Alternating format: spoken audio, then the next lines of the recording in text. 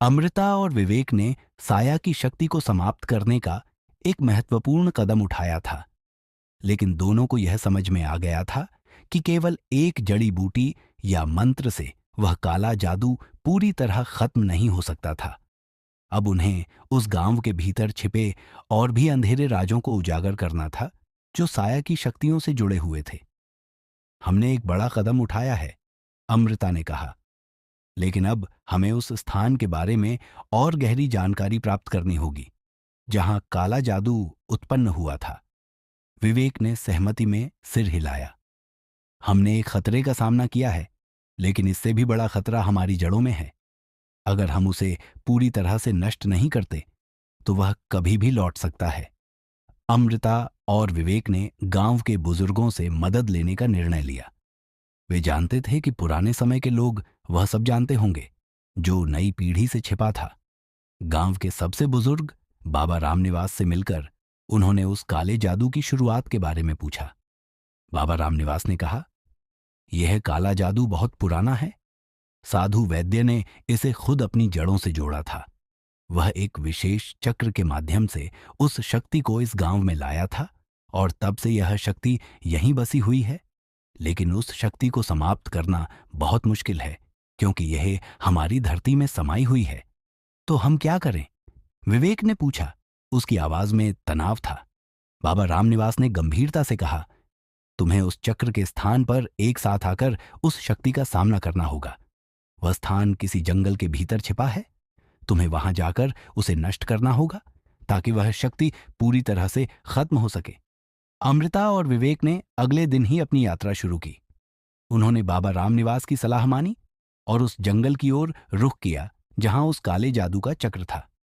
रास्ता कठिन था और अंधेरे से भरा हुआ, लेकिन दोनों का मन मजबूत था। उन्हें पता था कि यह आखिरी मौका था।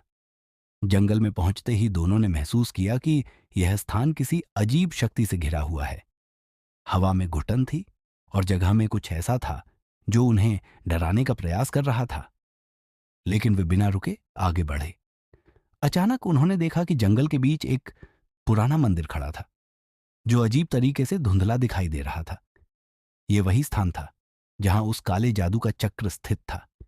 मंदिर के भीतर वे उस चक्र के करीब पहुंचे और जैसे ही उन्होंने उसे छुआ, एक जबरदस्त ऊर्जा का विस्फोट हुआ।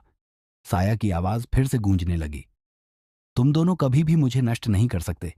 यह चक्र मेरी शक्ति का स्रोत है। लेकिन अमृता और विवेक ने एक साथ अपने मंत्र का उच्चारण किया और छड़ी को चक्र के बीच रख दिया। अचानक वहां एक जोरदार विस्फोट हुआ और चारों ओर की हवा तेजी से घूमने लगी। साया का रूप फिर से प्रकट हुआ, लेकिन अब उसकी शक्ति कमजोर हो चुकी थी। वह कांपते हुए बोला, तुम ये कैसे कर रहे हो? अमृता ने पूरी ताकत से कहा, हमने तुम्हारी शक्ति को समझ लिया है। अब तुम्हें खत्म होना होगा। विवेक ने जोर से मंत्र का उच्चारण किया और एक श्वेत प्रकाश की लहर उठी, जिसने साया के काले जादू को पूरी तरह से नष्ट कर दिया। साया की चीखें गूंजती रहीं, लेकिन उसके बाद सारा अंधेरा छंट गया। उसकी शक्तियां खत्म हो गईं और वह पूरी तरह से गायब हो गया। साया के नष्ट होने के बाद मंदिर और जंगल दोनों शांत हो गए। हवा में शांति फैल गई और अजीब सी घबराहट अब गायब हो चुकी थी। अमृता और विवेक एक दूसरे की ओर मुड़े और उनकी आंखों में राहत और संतोष था। हमने यह किया, विवेक ने कहा। उसकी आवाज में विश्वास था। हमने उस काले जादू को नष्ट कर दिया। अमृता ने सिर हिलाया। लेकिन हमें यह भी समझना होगा कि यह हमारी जड़ें हैं, जो हमेशा हमें प्रभावित करेंगी। हमें इस गांव और इस धरती के साथ अपनी भूमिका निभानी होगी, ताकि यह काला जादू कभी वापस न लौटे। दोनों ने एक दूसरे को देखा और समझ लिया कि अब उनका कार्य समाप्त नहीं हुआ था। यह संघर्ष केवल एक अध्याय था और उनका अगला कदम था इस गांव और उसकी धरती को पूरी तरह से शांति देना, ताकि भविष्य में कभी भी ऐसा अंधकार न लौटे। गांव वापस लौटते हुए वे जानते थे कि एक नई शुरुआत हो चुकी थी। साया का काला जादू समाप्त हो चुका था और अब इस गांव के लोग शांति से रह सकते थे।